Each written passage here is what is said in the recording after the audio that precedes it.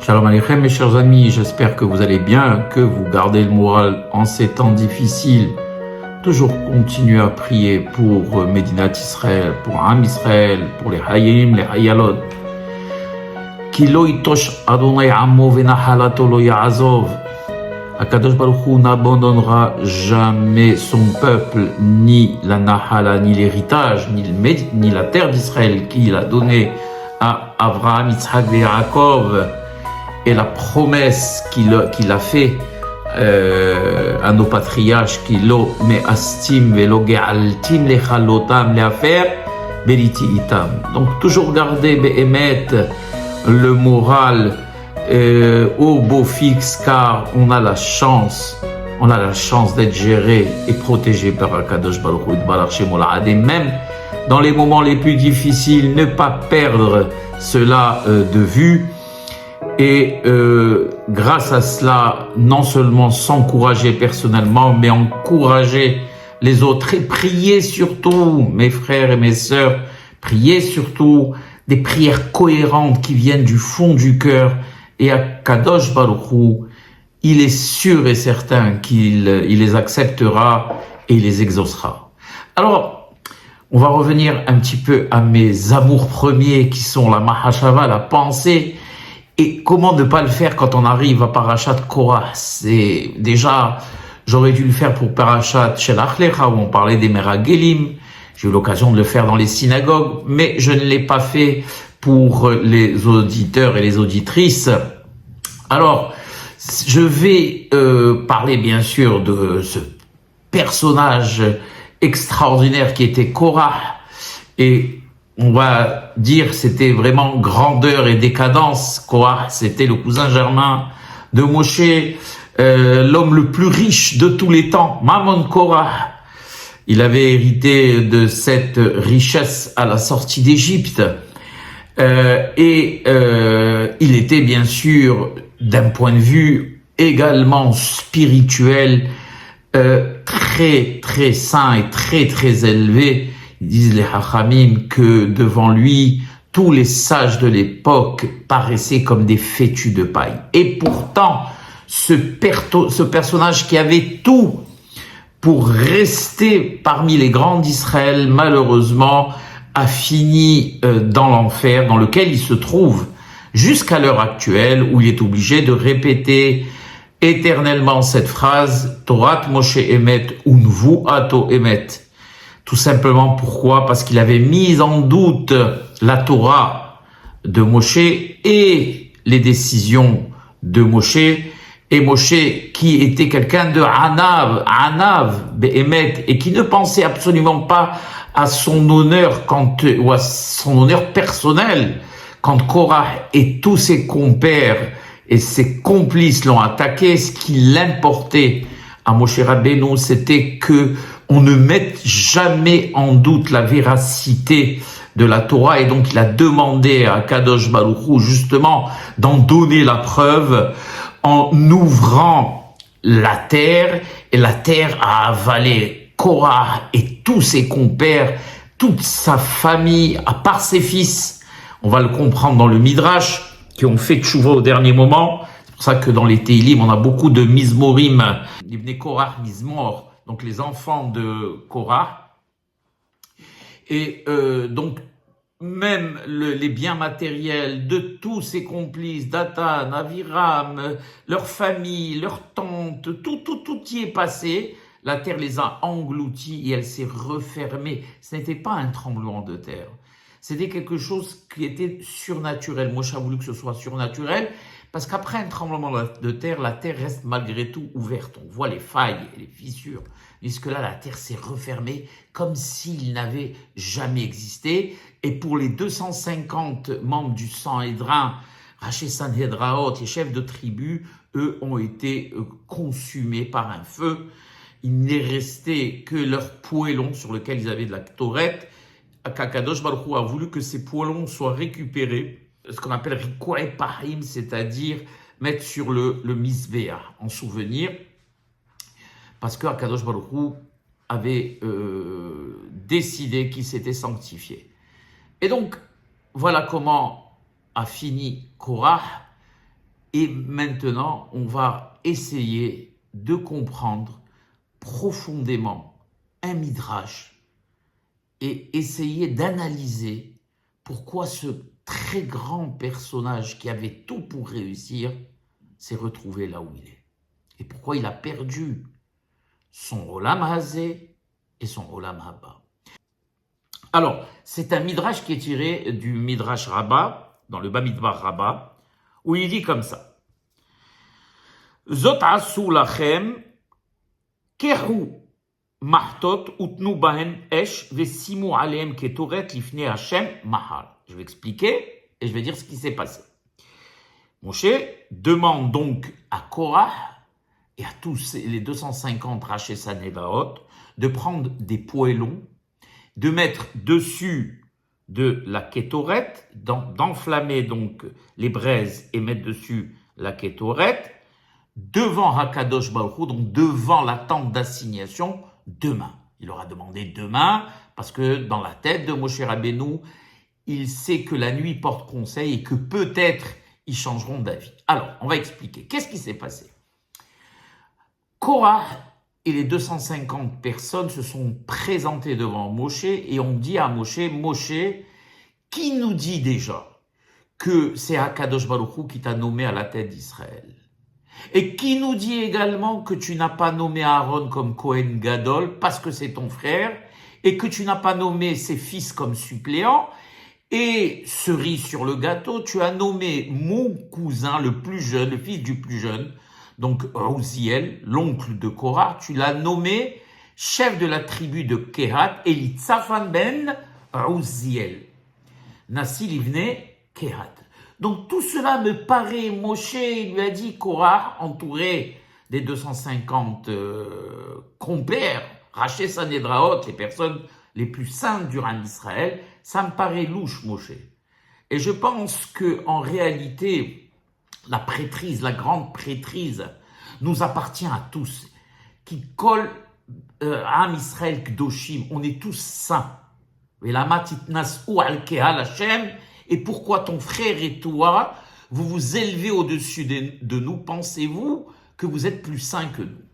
Bien sûr, je résume, c'est beaucoup plus profond que ça. Et donc Moshe, voyant qu'il n'avait pas d'alternative, il a expliqué à tous ces gens, il leur a dit, vous savez, nous, dans la religion juive, dans la Torah d'Israël, il n'y a qu'un seul Kohen Gadol. Or ici, vous êtes Korah plus 250. Et savez-vous que parmi ces 251 personnes, il n'y aura qu'un seul qui sera choisi et éventuellement choisi et qui pourrait éventuellement être Kohen Gadol. Tout le reste des personnes mourront. Vous imaginez un peu de quoi on parle? C'est comme si, moi, par exemple, sur une table, je dressais une table et je mettais 251 verres. Dans les 250 verres, je mettais du poison et dans un seul verre, je mettais de l'eau. Et que je demandais à chacun de tenter leur chance. Est-ce que vous pensez que quelqu'un saint d'esprit, il aurait tenté sa chance? La chance est quasi nulle de pouvoir s'en sortir. Et pourtant, Korah a voulu tenter sa chance et les 250 ont voulu tenter leur chance parce que vous savez pourquoi? Parce que chacun au fond de lui se disait, c'est moi qui serai choisi, c'est moi qui serai choisi. J'ouvre une parenthèse pour essayer un peu de penser un peu profondément. Une des raisons pour lesquelles j'ai expliqué tout à l'heure que les poêlons ont été récupérés pour recouvrir le misbéach, parce que pour Akadosh Baruch Hu, ces 250 personnes, plus Korah, mais plutôt ces 250 personnes, se sont sanctifiées, eh bien, parce que malgré tout, Akadosh Baruch Hu prend toujours ce qu'il y a de bien dans un individu. Malgré la grande Avera, en fin de compte, ce qu'il voulait, c'était se rapprocher d'Akadosh Baruch Hu. Comme on a vu les Nadav et Avihu, les enfants de Aaron qui sont morts aussi, parce que Ikrivu Esh Zara. Et donc, on referme la parenthèse. Donc, si vous voulez, c'est quand même, malgré tout, incompréhensible, une chose pareille. Donc voilà, là on arrive à ce moment où Moshe, je l'ai dit au début du Midrash, demande, bon, puisque je vous ai expliqué et malgré tout, vous n'êtes pas conscient du danger, alors revenez demain, chacun avec son poêlon, mettez des braises, bien sûr, sur le poêlon et mettez de la kétorette dessus. On va voir que cette kétorette, elle est revenue aussi après, au moment de la Maggefa, quand encore une fois le Ham Israël s'est révolté et qu'il y a eu une plaie terrible.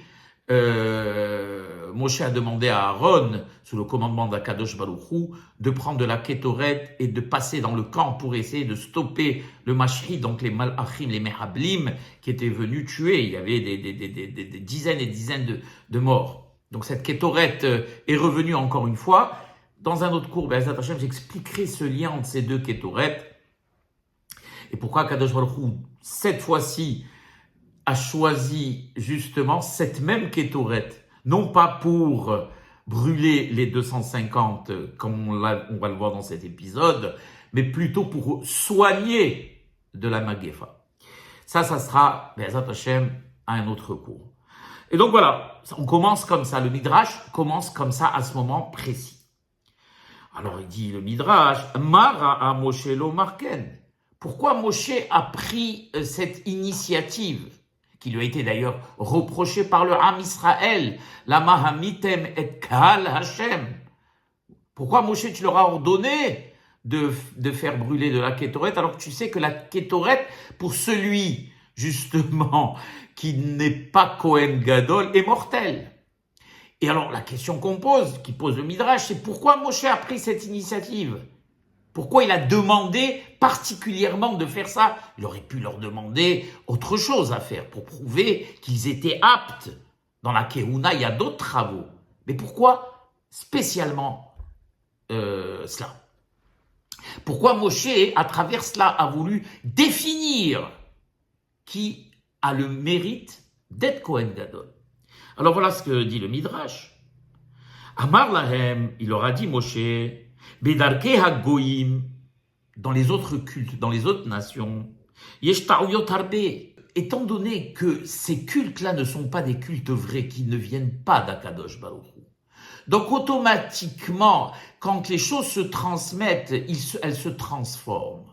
C'est pas comme la Torah d'Israël, qui n'a pas changé depuis 3300 ans, malgré le fait qu'elle ait été transmise, on le dit dans le Pirkei Avot, Moshe Kibel Torah Misinaï, Sarah Yoshua, la Skenim, etc., etc., etc., etc.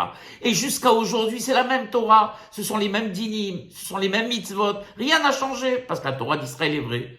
Mais dans les autres cultes, c'est faux, donc tout se transforme, et donc il n'y a pas de règles, on ne peut pas suivre de règles, c'est ce qu'il leur dit, Moshe. Dans les autres cultes, il y a beaucoup d'erreurs. Yesh nimusim arbe, il y a plusieurs façons de servir leur Dieu. Vekumarim arbe, il y a beaucoup de prêtres, à la différence Hamadil de la religion juive, où il n'y a qu'un seul Kohen Gadol.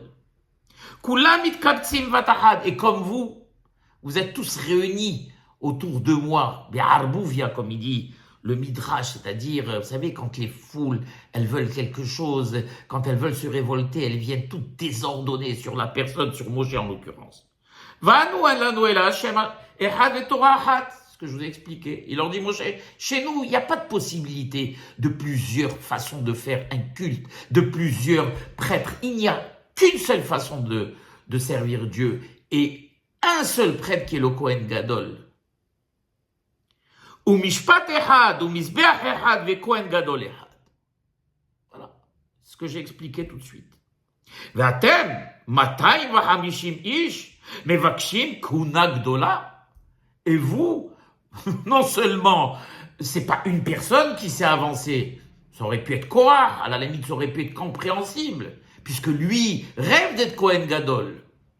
Mais 251 personnes à la fois pour un seul poste, vous savez tous pertinemment qu'il est impossible que vous l'obteniez tous. Et malgré tout, vous avez l'hérésie de penser que c'est possible. Afani Rotsa Bekar.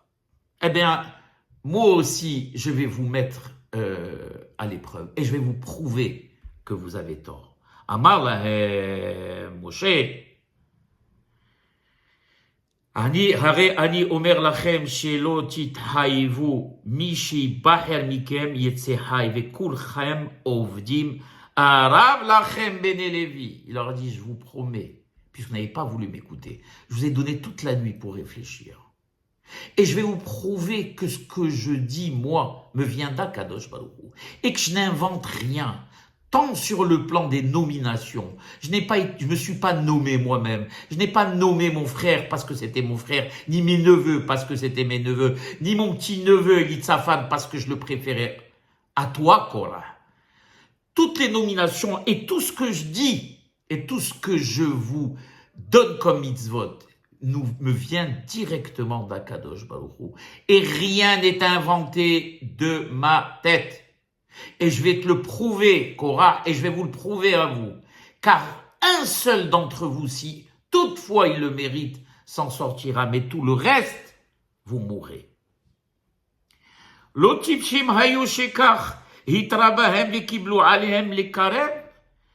on se pose la question, il pose la question au Midrash. N'était-il pas un peu, on va dire, idiot que malgré ce que leur dit Moshe, qu'ils continuent à s'approcher du Hol Moed, et chacun avec son poêlon, et on met la kétorette, ils risquaient leur vie. Et là, on va s'arrêter une seconde. Vous savez, il y a je crois que c'est un proverbe qui dit « Il n'y a pas plus aveugle que celui qui ne veut pas voir ». C'est quoi « Il n'y a pas plus aveugle que celui qui ne veut pas voir » On aurait dû dire « Il n'y a pas plus aveugle que celui qui ne peut pas voir », parce que pour nous, la vision est quelque chose de biologique, de matériel. Or là, qui ne veut pas voir, on introduit ici un élément de volonté, donc spirituel. Donc, est-ce que cela veut dire que si on ne veut pas voir une chose, même si en face de nous, on ne la voit pas, si on la voit, comment peut-on empêcher la vision de s'offrir à nous? J'ai eu l'occasion de développer cela cette semaine aussi pour les Meragélim.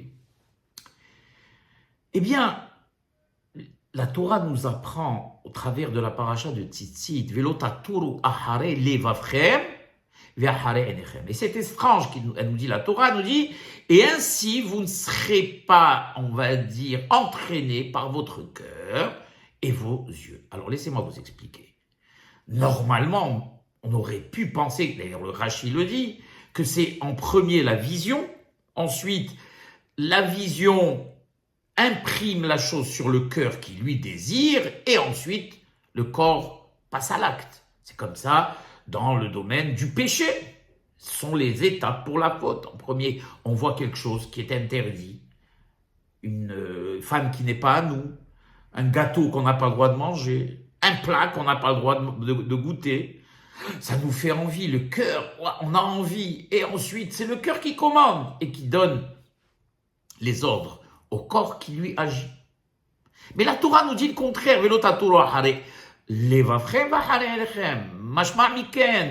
Que c'est le cœur qui indique aux yeux ce qu'ils doivent interpréter. C'est quelque chose de très profond, ce que la Torah nous dit.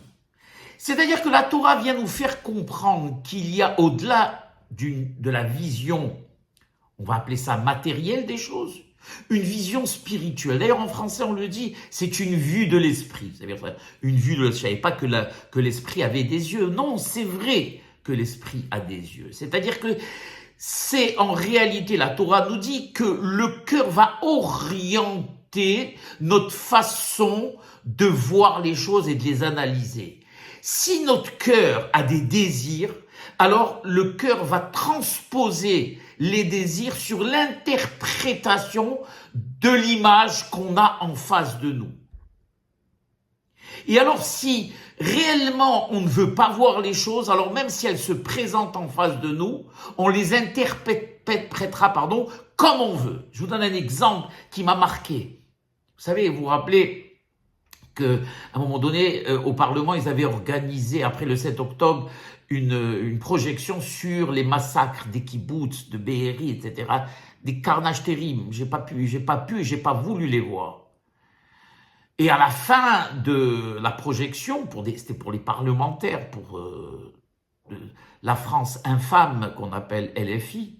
Et quand les députés LFI étaient sortis, eh bien, il y en a beaucoup qui ont commencé à dire ben oui, mais c'est peut-être organisé, mais pourquoi on parle pas des massacres des autres populations, et pourquoi on parle pas des massacres des Ouïghours, et finalement, peut-être que c'est l'armée qui a organisé ça, et finalement, c'était peut-être pas un bébé qui avait dans le four, et finalement, c'est pas cette femme peut-être n'avait pas été violée, on n'a pas vu l'image jusqu'au bout.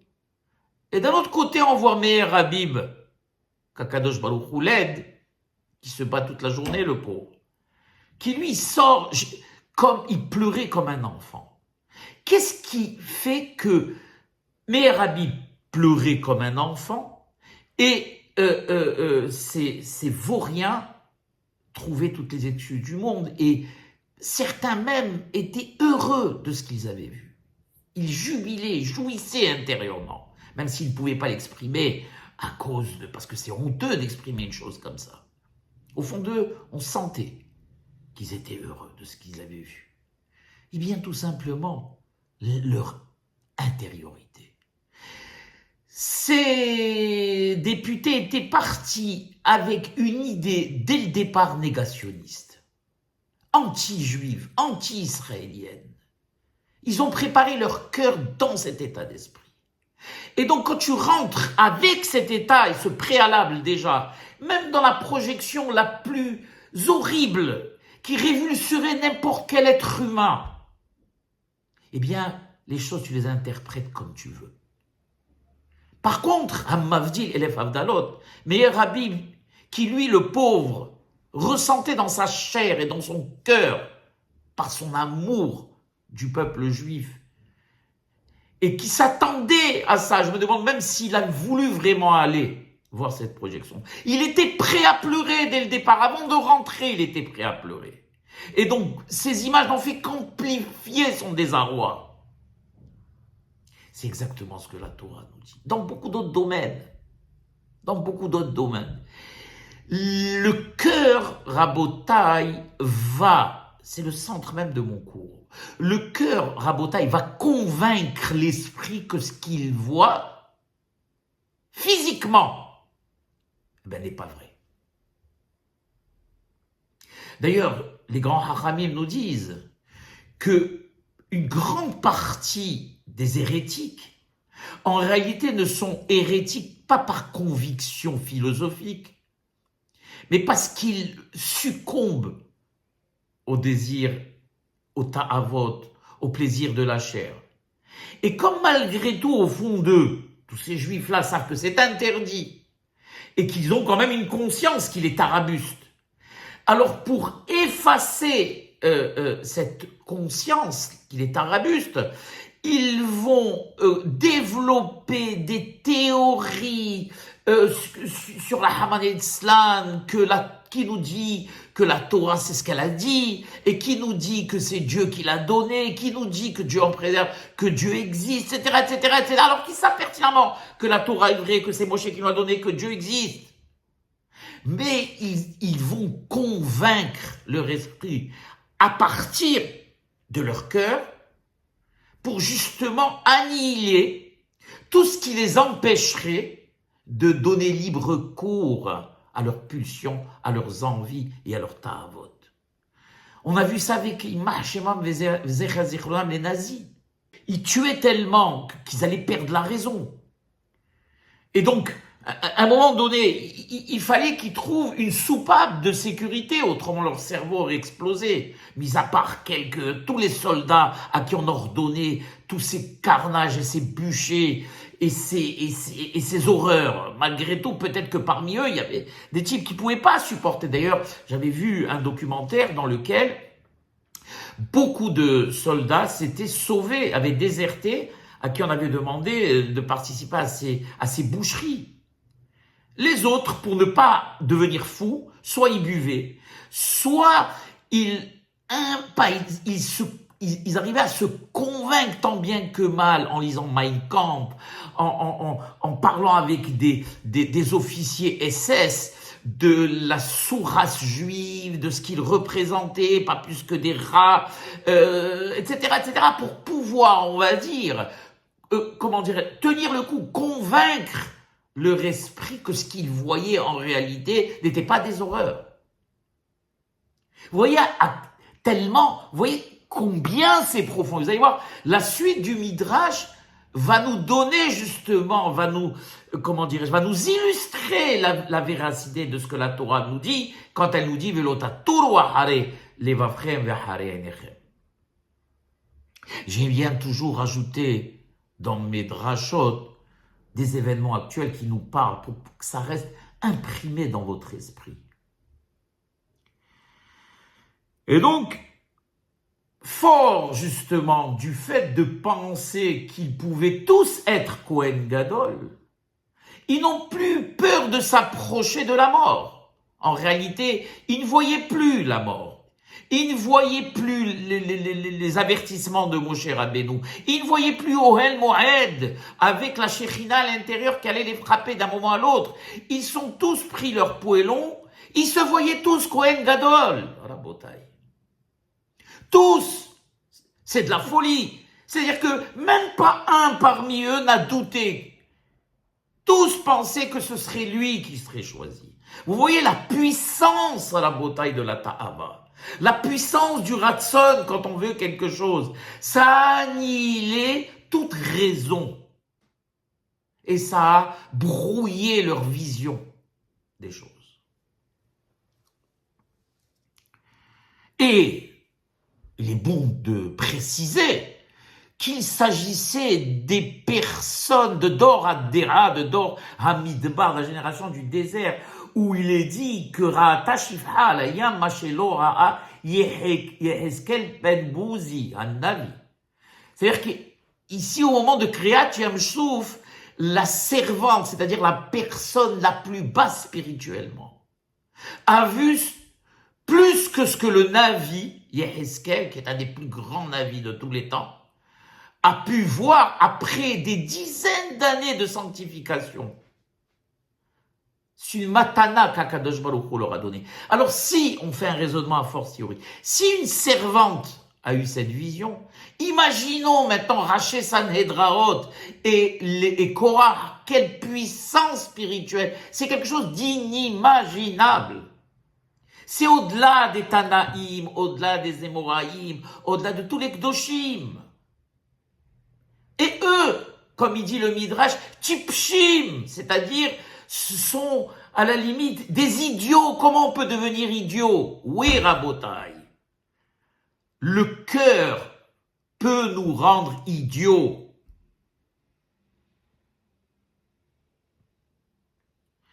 Je sais pas, vous avez lu Platon. On parle de c'est un des plus grands philosophes de tous les temps. Sa pensée, jusqu'à aujourd'hui, a inspiré nos plus grands hachamim. Pas Hazve Halila, le côté hérétique, mais une grande partie de sa pensée a inspiré nos hachamim. Et une fois, on a vu Platon en train de vomir, se vautrer dans la luxure. Et ses élèves lui ont dit, mais Platon, notre maître, c'est toi notre maître. Il les a regardés, il leur a dit, aujourd'hui, je ne suis pas Platon. C'est-à-dire que Platon, qui est l'auteur de pavés dans lequel on parle de morale, de grandeur de l'esprit, d'analyse, etc., etc., quand il y avait ces ta'avot, cette envie de se vautrer dans la luxure, il n'était plus Platon. Son esprit avait disparu, peut-être qu'il reprenait demain. C'est comme si Hazve Halil Mavdil, vous rencontrez un rabbin en train de fumer le Shabbat, et dit, monsieur le rabbin, vous êtes rabbin? Je dis, non, aujourd'hui, je suis pas rabbin. Comment ça, aujourd'hui, tu n'es pas rabbin? Aujourd'hui, j'ai envie de fumer, je suis pas rabbin. J'ai oublié que j'étais rabbin à la Hamada. Est-ce que vous pensez que c'est possible? Donc, on continue le Midrash. Alors, il pose la question, les Hachamim, dans le Midrash, soit pour les 250, ils n'avaient pas la grandeur et la hauteur spirituelle de Korah. Korah, c'était le numéro 2 du Ham Israël, juste après Moshe. Alors, et Korah, qu'est-ce que tu donnes comme excuse? Ve Korah, Shepike Yahaya, qui était quelqu'un d'abord, non seulement d'extrêmement intelligent, mais de très malin. J'ai pas le temps de développer. C'était un homme politique hors du commun. Il aurait fait, on va dire, tous les hommes politiques de tous les temps sont comme, devant lui comme des fétus de paille. En dehors de sa connaissance colossale, à ma vie, de la Torah. Il a su comment gérer ce conflit avec Moshe sans jamais, en réalité, entrer en discussion avec lui parce qu'il savait qu'il perdrait contre Moshe Rabbeinu. Et Péker, c'est pour ça que le Midrash dit Péker, il était non seulement intelligent, mais malin. Et il savait sur quel bouton appuyer pour entraîner 250 Raché Sanénaot, plus Datan Vaviram, plus des autres de la tribu de Réhouven. Comment il a pu les entraîner en leur promettant monts et merveilles. Vous serez tous Kohanim, puisque vous êtes la tribu des Réhouven, vous serez tous maintenant, puisque avant c'était les Bechorot qui étaient des Kohanim. Avant la faute du Hegel, c'était les Bechorot qui étaient des Kohanim. Dieu leur a enlevé pour les punir de la faute du Hegel, leur a enlevé la Keuna, il a donné aux Lévi. Mais avant c'était eux, donc il leur a dit, vous aurez, ça y est, c'est comme dans les meetings politiques, les chasseurs, un meeting par exemple où ils veulent recueillir les voix des chasseurs. Il avait dit une fois le rappel Chétrit. Et alors, il y a un chasseur à Paris qui s'approche de l'homme politique. Il lui dit, alors, monsieur le député, vous nous promettez qu'on pourra chasser? Mais oui, vous pourrez chasser, même dans le métro. On lâchera des lapins, vous pourrez les chasser. Vous comprenez? Un homme politique, il est prêt à tout promettre. Juste pour avoir des voix. Et Korah, il promettait tout. Mais lui, Péker, mais maintenant par rapport à lui, qu'est-ce qu'il a vu pour risquer sa vie? Alors regardez ce que dit le Midrash. Son œil l'a trompé. Vous vous rappelez qu'il y a 2 ou 3 minutes, on a parlé de la relation entre le cœur et l'œil. Entre la relation, ici, quand on dit Eno et Ta'ato, c'est-à-dire sa vision de l'esprit l'a trompé. Pourquoi?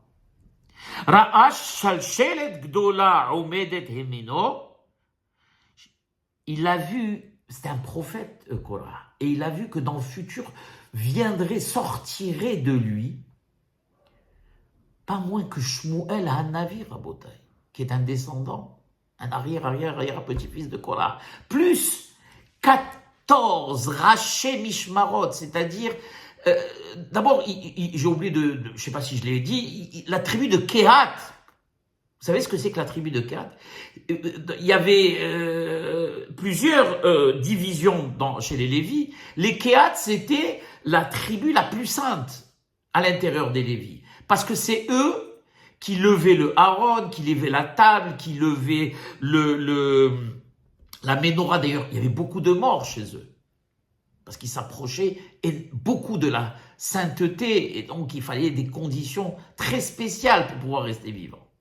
Vous imaginez? Donc, Korah, qui est le plus grand de la tribu de Kehat, l'homme le plus saint d'Israël, a vu que dans sa descendance viendrait Shmuel. Il a vu avec ses yeux que Shmuel sortirait de lui et que beaucoup de Nevi'im sortiraient de lui et 14 Raché Mishmarot, donc des Kohanim Gdolim, sortiraient de lui. Et qu'est-ce qu'il a dit?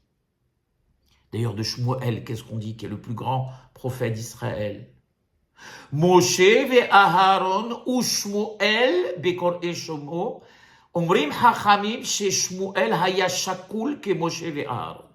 Ça vous donne une idée de qui était Shmuel.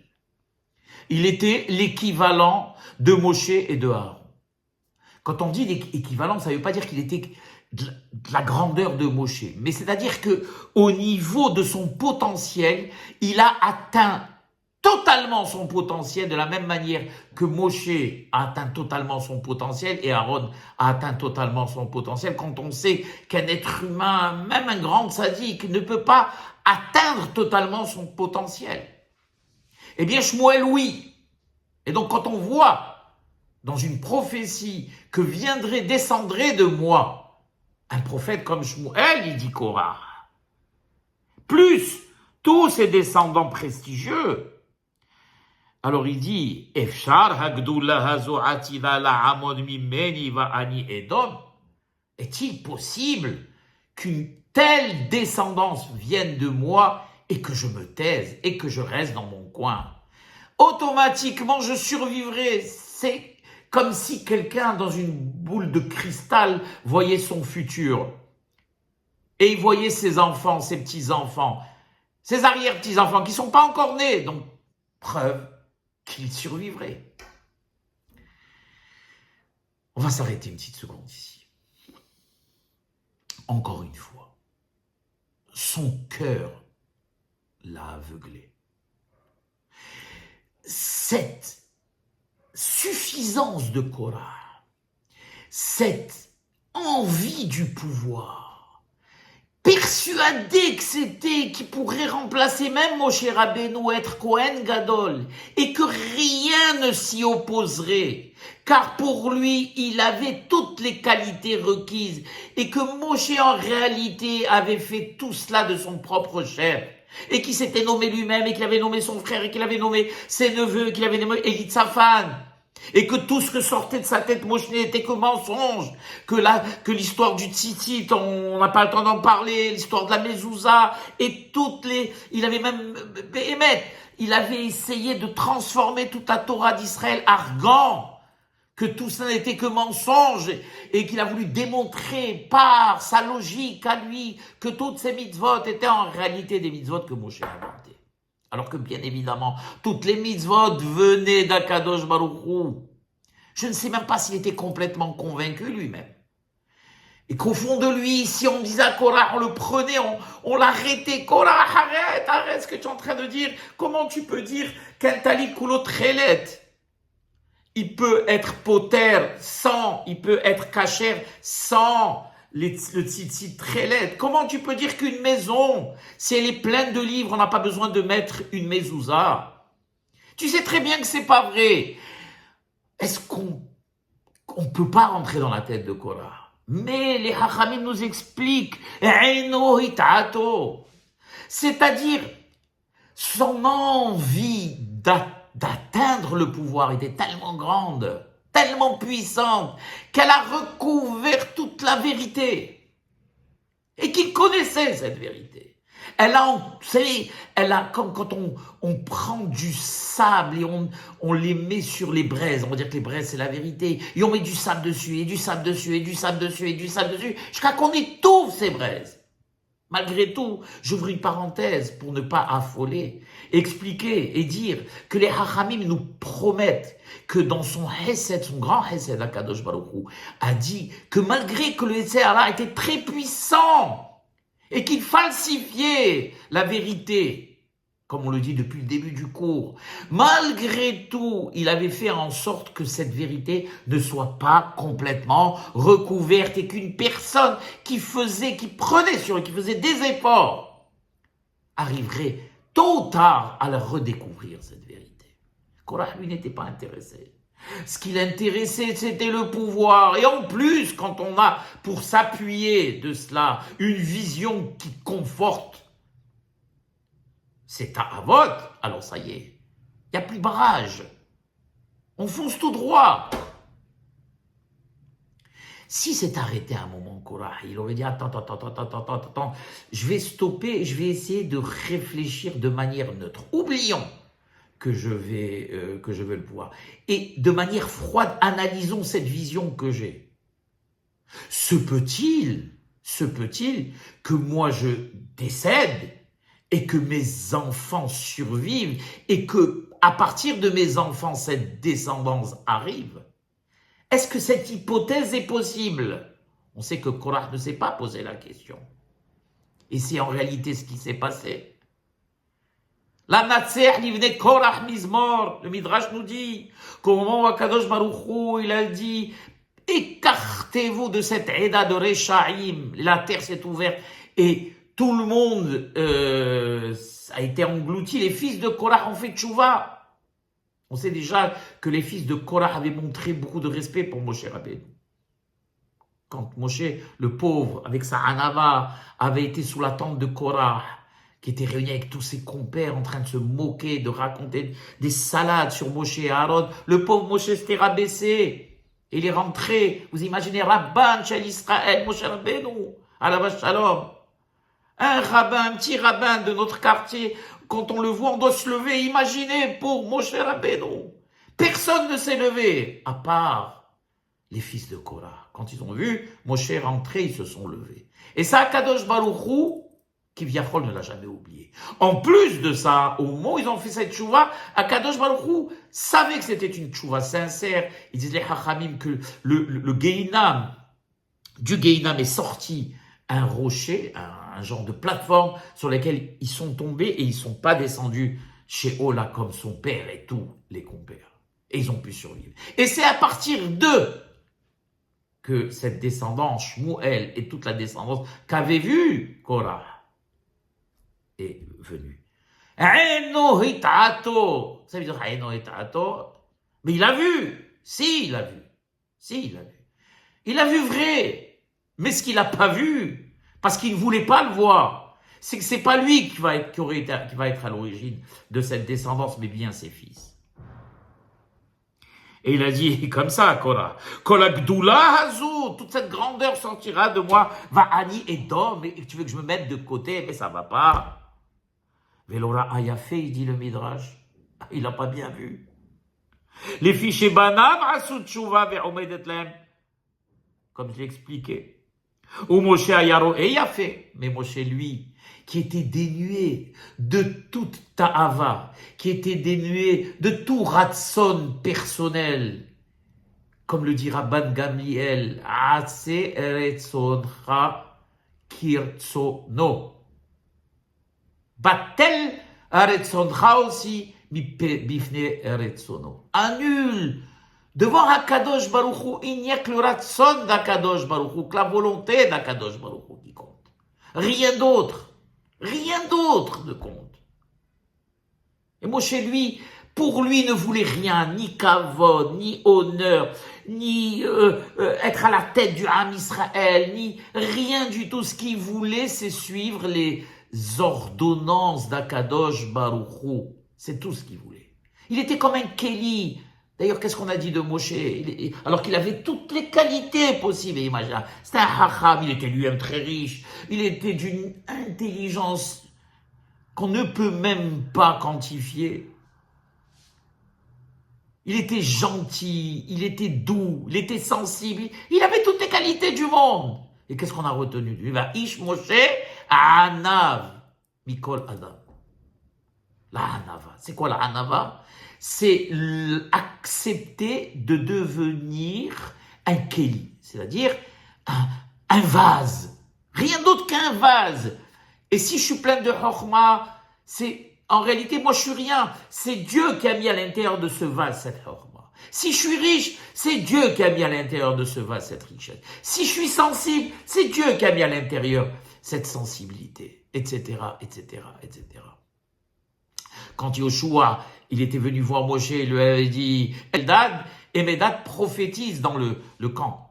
Moshe, Klaem, arrête-les, fais-les arrêter. Il leur a dit, Moshe, attends, Amkane Atali. Moi qui, au contraire, il a dit, tu es jaloux pour moi. Tu veux te venger. Alors que le premier concerné, c'est moi, parce qu'un autre, qu'est-ce qu'il aurait dit? Oulala, fais l'arrêter tout de suite. Ceux-là, ils vont prendre ma place. S'ils deviennent eux aussi prophètes, on va pas s'en sortir. Non. Il a dit, Halvaï, que tout le peuple d'Israël soit prophète. Parce qu'en réalité, ce que voulait Moshe, c'était pas son bien personnel, c'était le bien du Ham Israël. Il voulait que tout le monde soit prophète, que tout le monde se rapproche de Dieu, que tout le monde devienne des Moshe en puissance. C'est ce qui l'intéressait.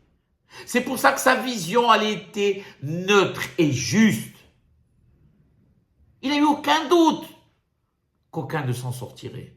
Parce qu'il savait que la Torah était émette et que dans la Yahdout, il n'y a qu'un seul Kohen et celui-ci a été nommé par Akadosh Baruch Hu, c'est Aaron. Il n'y a que lui qui survivra. Les autres mourront. Pas de place à l'erreur. On aurait pu dire, il a douté, peut-être qu'il doute, peut-être qu'il a peur, il pense que peut-être que ça s'applique peut-être plus maintenant à Aaron, peut-être que... Non, non.